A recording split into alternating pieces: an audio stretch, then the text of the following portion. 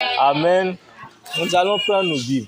Nous allons prendre nos Bibles. Nous allons lire dans 1 Corinthiens chapitre 15, le verset 33. 1 Corinthiens chapitre 15, le verset 33. Si quelqu'un a trouvé, il peut lire.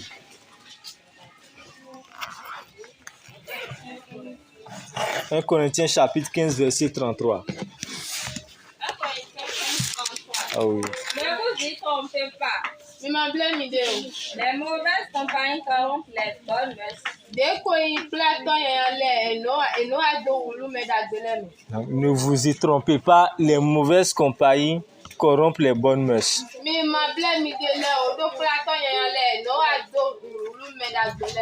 Amen. Maintenant, je vais demander à Papa Fils. Papa Fils, j'ai été content de vous cette semaine pour les efforts concernant l'évangélisation. Que Dieu vous bénisse. Donc, vous allez prier pour la parole que nous allons entendre ce matin.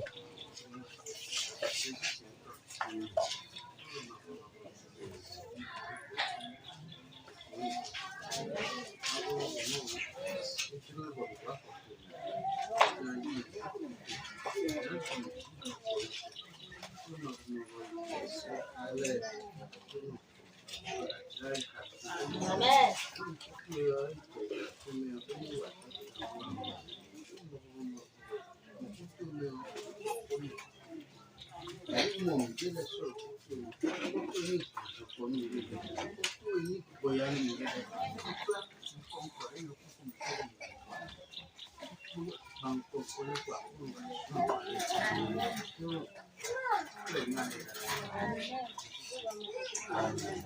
Amen.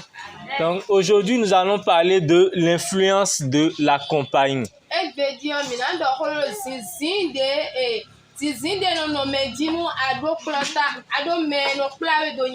Amen.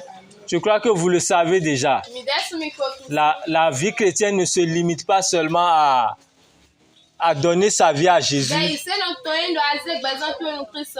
La vie chrétienne ne se limite pas seulement à vivre dans la sainteté. Mais la réussite dans la vie chrétienne dépend de plusieurs paramètres, dont la compagnie. Donc, c'est ce qui nous amène à parler aujourd'hui de l'influence de la compagnie.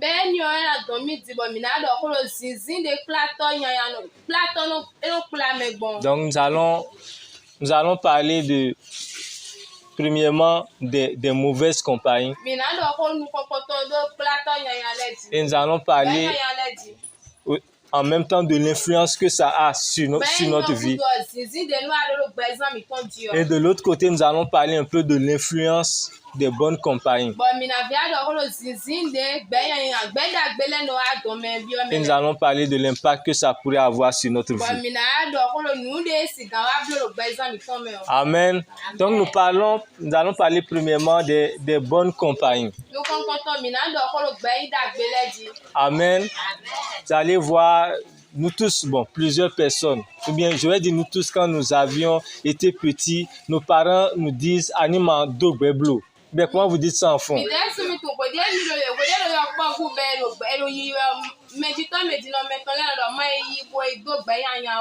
Voilà, là c'est bien traduit. Là, ça a été dit correctement. Au fait, quand les parents disent de ne pas avoir des amis, au fait, ils veulent nous dire de ne pas avoir de mauvais amis.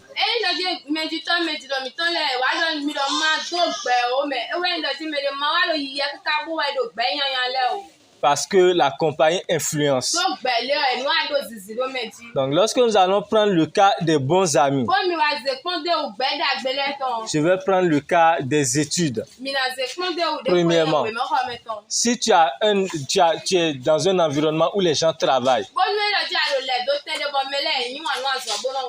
et bien tu vois que des gens sont forts dans plusieurs matières. Vous allez voir que si tu as le cœur pour le travail,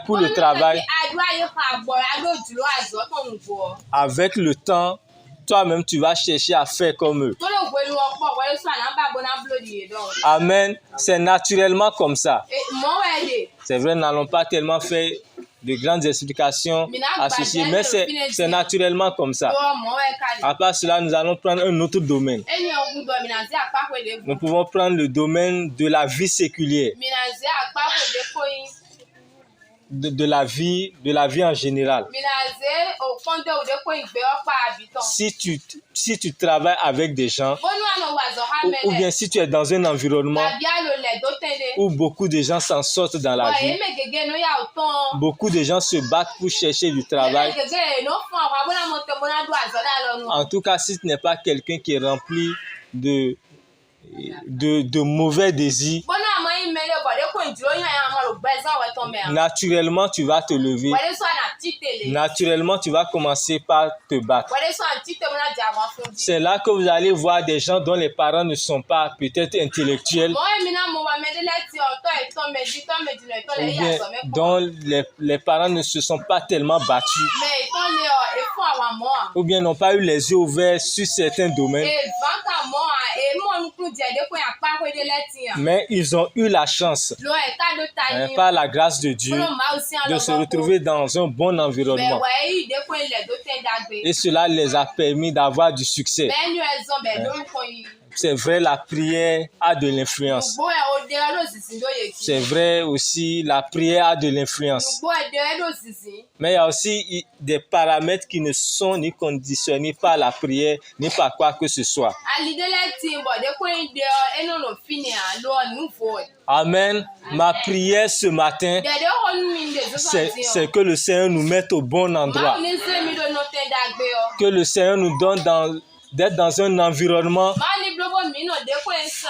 qui va nous amener à nous battre dans la vie. Que nous ne soyons pas dans un environnement où il n'y a que des gens nuls. Ou bien que nous n'ayons pas des amis qui ne sont que des gens nuls.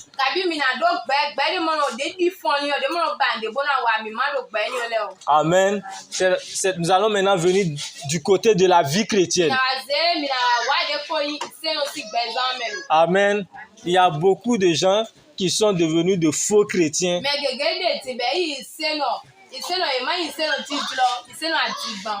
Ce n'est pas de leur faute. Ou bien il y a des gens qui sont devenus de bons chrétiens et ce n'est pas tellement, ça n'a pas été tellement conditionné par eux. Parce que la chance qu'ils ont eue, c'est que lorsqu'ils ont commencé par fréquenter l'église, excusez-moi de m'exprimer comme ça, que lorsqu'ils ont commencé par fréquenter l'église, ils ont eu la chance de rencontrer des gens qui vivaient dans la sainteté. Des gens qui s'intéressaient à la lecture de la parole de Dieu. Des gens qui s'intéressaient à la prière, aux dons spirituels. Et rapidement, ils se sont réveillés dans la foi. Et à un moment donné, ils se sont réellement convertis. Et la vie chrétienne a été bonne pour eux. Et vous savez que naturellement, si tu t'en sors dans la vie chrétienne, tu vas t'en sortir dans le séculier. Amen. Est-ce que vous êtes d'accord avec moi? Si tu t'en sors dans la vie chrétienne, tu vas t'en sortir dans le séculier. Tu vas t'en sortir dans les études. Tu vas t'en sortir dans le travail. Tu vas t'en sortir dans le mariage. Tu vas t'en sortir dans la recherche de la volonté de Dieu. Tu vas t'en sortir dans tous les domaines. C'est parce qu'aujourd'hui, nous avons certains problèmes dans notre vie chrétienne que nous avons cette image dans notre vie séculière. Amen. Et là, je vais parler brièvement des parents. C'est vrai, on ne va pas dire que les parents sont c'est une compagnie des enfants, mais les parents sont là pour montrer le chemin à leurs enfants. Il y a beaucoup de gens, il y a beaucoup d'enfants qui sont devenus de vrais chrétiens à cause de leurs parents. Je vous donne un exemple. Il y a des gens qui ont suivi la vie, qui ont observé leurs parents. Et ils ont vu par exemple que quand leurs parents ont des problèmes, ils rentrent dans leur chambre, ils ferment la porte et puis. Donc ça fait que depuis qu'ils étaient enfants, ou bien à une période de leur vie, ils se sont rappelés que quand mon père ou bien ma mère avait tel problème, il a fait ceci, cela. Et eux aussi, ils font ça exactement et s'en sortent. Et les parents sont aussi là pour donner de bons conseils à leurs enfants. Amen. Je ne veux pas dire certaines choses ici. Les parents sont là pour donner de bons conseils à leurs enfants. Et pardonnez-moi pour ce que je veux dire. Même si les parents n'ont pas tellement foi en ce qui est bien, qu'ils montrent au moins ce qui est bien à leurs enfants. Il y avait un enseignant qui m'avait dit que actuellement il n'est plus dans l'enseignement. Il m'a dit que lorsqu'il était enseignant au primaire, on a découvert un enfant, je vais dire en flagrant délit de vol. Et on lui a demandé pourquoi il a fait ça. Et il a dit que son père lui a dit que voler c'est bien. C'est vrai, ça paraît contradictoire. Mais il y a des cas vraiment qui sont bizarres. Je ne veux pas tellement développer certaines choses ici. Amen. Maintenant, je vais aller au second point, qui est l'influence des mauvaises compagnies. Amen. Vous voyez, l'apôtre Paul qui a écrit l'épître aux Corinthiens, il n'est pas n'importe qui. D'abord, c'est un docteur de la loi. Au docteur de la loi, en ce temps, il fallait faire, je crois, au moins 20 ans d'études. Et c'est quelqu'un qui a étudié, celui sur qui il a étudié s'appelle Gamaliel, il n'est pas n'importe qui. C'est comme aujourd'hui, si quelqu'un te dit qu'il a tel diplôme, et il a fait telle université aux États-Unis, l'université là déjà lui donne un poids.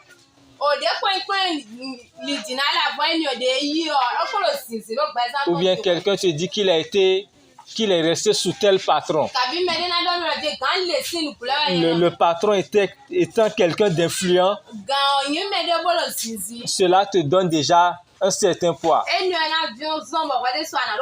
Mais c'est lui là, avec toute cette connaissance là, avec tout ce parcours là, qui dit ne vous y trompez pas. Les mauvaises compagnies corrompent les bonnes mœurs. Amen. Quel que soit ton niveau de sainteté, quel que soit ton niveau dans la foi, si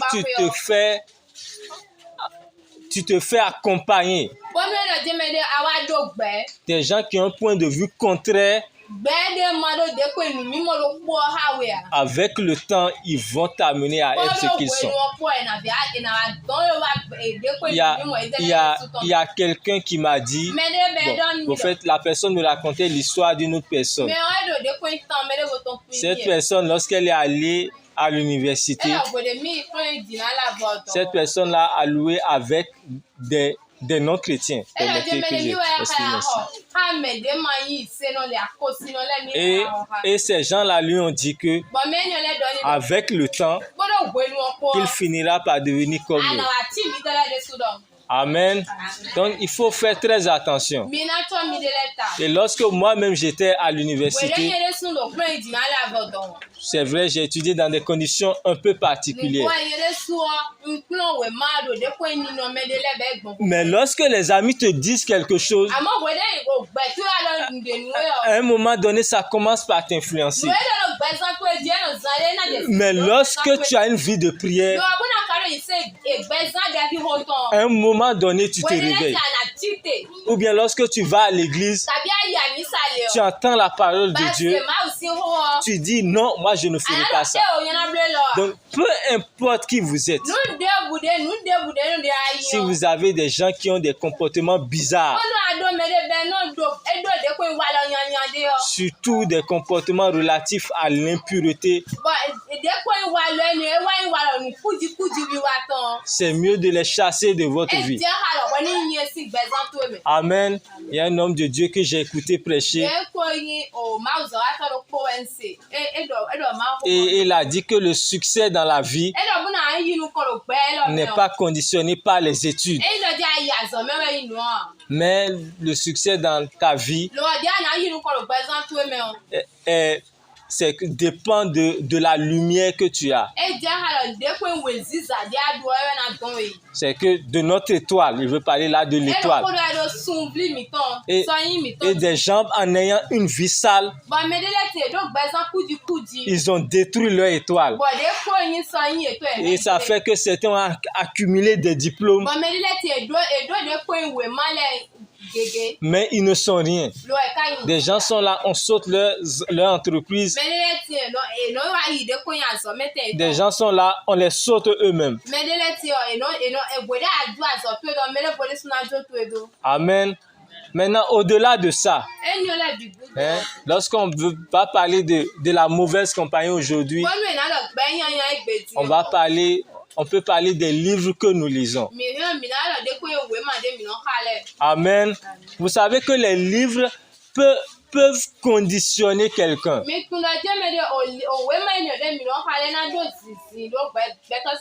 Amen.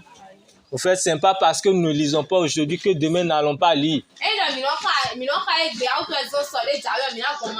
Ou bien ce n'est pas parce qu'on n'a pas de littérature en langue nationale aujourd'hui que demain, il n'y aura pas de littérature en langue nationale.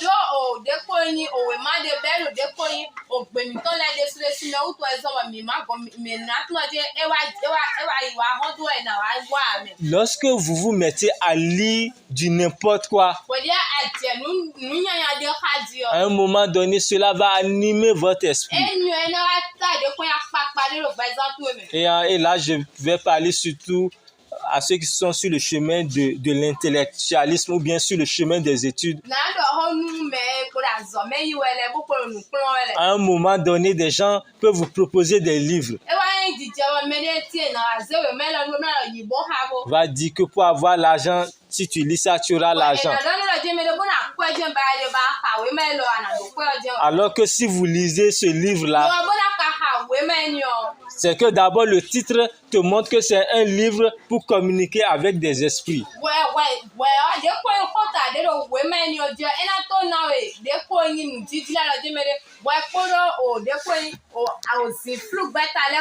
Des gens ont lu des choses et plus jamais ils ne sont devenus normaux.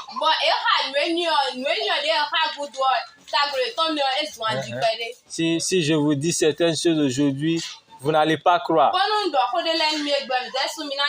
Il y a quelqu'un, en tout cas c'est pas un Bénin, c'est un grand professeur d'université. Mais des fois il va au cours, les pieds nus et en culotte. Est-ce que vous me comprenez? C'est qu'il y a des livres, en tout cas ceux qui ont certaines connaissances peuvent comprendre. Il y a des livres, si vous les lisez, vous allez vous retrouver quelque part. Si vous avez des problèmes dans votre vie, peut-être relatifs aux finances, priez le Seigneur de vous orienter sur des choses relatives à cela dans la parole de Dieu.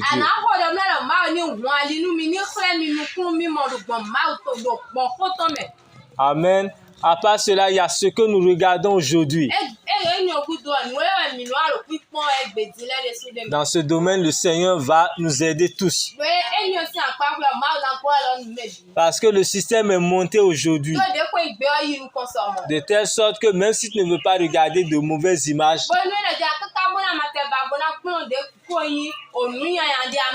les gens vont t'envoyer de mauvaises images. Ceux qui ont eu à utiliser la connexion illimitée plusieurs fois seront d'accord avec moi.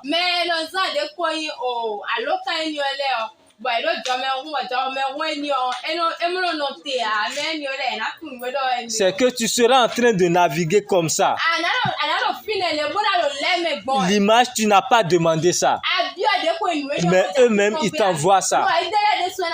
Et ils te dirigent encore vers un site.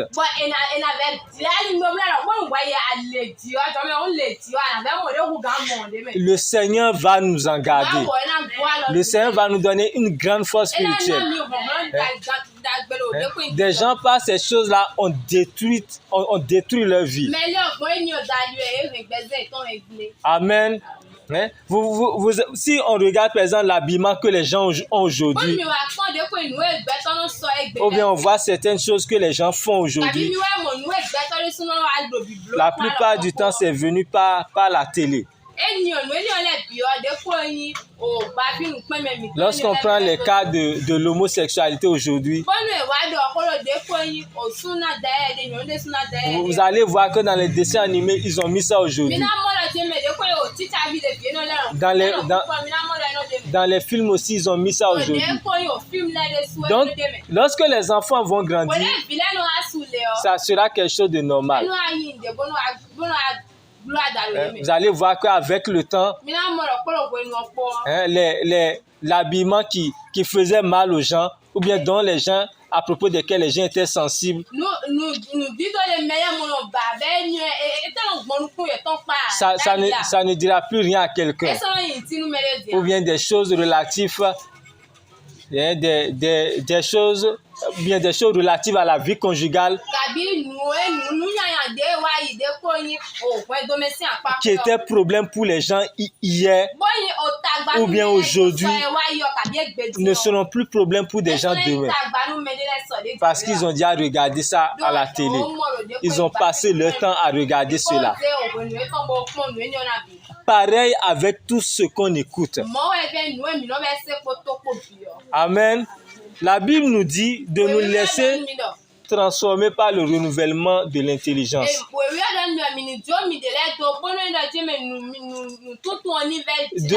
De nous laisser nos pensées être transformées par la parole de Dieu. Cela veut dire quoi? Si tes pensées sont impures, si tes pensées sont sales, ou bien dirigées vers le mal, ce sera difficile pour toi de percevoir la parole de Dieu. Ce serait difficile pour toi de percevoir la pensée de Dieu. Si vous êtes quelqu'un qui lutte avec les mauvaises pensées, avec les pensées impures, vous faites de votre mieux pour que vos pensées soient saines. Vous allez être étonné de voir qu'à certains moments, vous allez avoir des pensées, ou bien Dieu va vous communiquer certaines pensées, et vous allez croire que ce sont des pensées normales, mais ce sont des pensées venant de Dieu pour vous donner la solution à beaucoup de problèmes. Amen. Donc, nous retenons que la compagnie a une grande influence.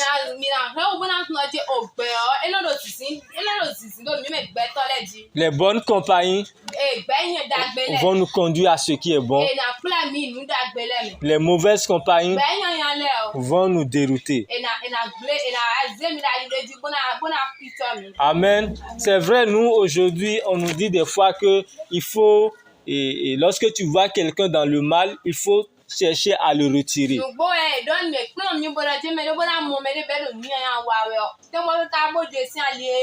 Mais il y a des gens qui sont tellement enfoncés dans le mal,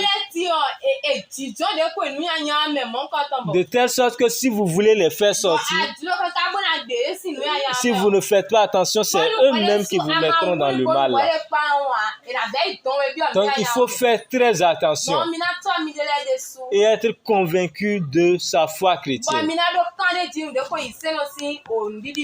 Amen.